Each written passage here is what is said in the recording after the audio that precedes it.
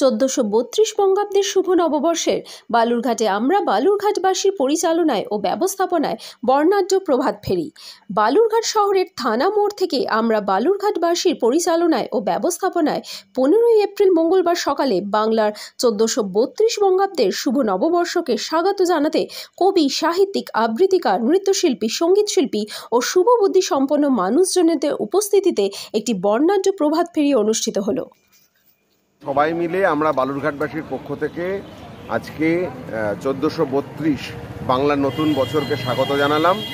শহরের শিল্পী, কবি, নৃত্যশিল্পী, সঙ্গীতশিল্পী, নাট্যকর্মী, লেখক, সাধারণ মানুষ সবাই মিলে নতুন বছরের নতুন আলো গায়ে মেখে আমরা শহরের রাজপথে হেঁটে নতুন বছরকে বরণ করে নিলাম।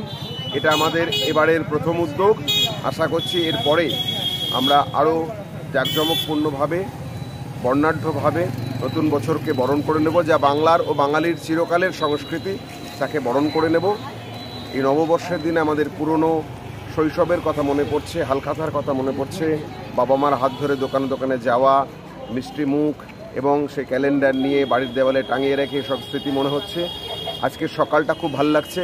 আমরা বালুরঘাটবাসীর পক্ষ থেকে সবাইকে জানাই শুভ নববর্ষ। আপনার নাম? তুহিন শুভ্র মণ্ডল, আমরা বালুরঘাটবাসীর একজন সদস্য।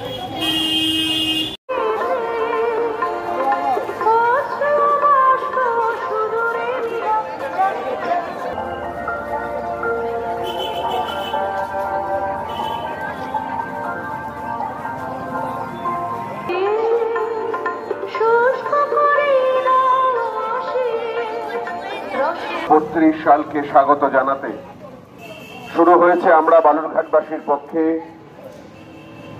নববর্ষ শোভাযাত্রা, বর্ষবরণ শোভাযাত্রার হাত ধরে সমস্ত দোকানে যাওয়া, মিষ্টি খাওয়া, ক্যালেন্ডার নেওয়া এবং বাড়ির দেওয়ালে সে টাঙিয়ে রাখা। সত্যি তো এই স্মৃতি তো চিরকালে, যা বাঙালির অবিচ্ছেদ্য অঙ্গ, যা বাঙালির সংস্কৃতির সঙ্গে অঙ্গাঙ্গিভাবে যুক্ত। সেই নতুন বছরকে আমরা বরণ করে নিচ্ছি রবি ঠাকুরের গানে, রবীন্দ্রনাথের গানে আমরা বরণ করে নিচ্ছি।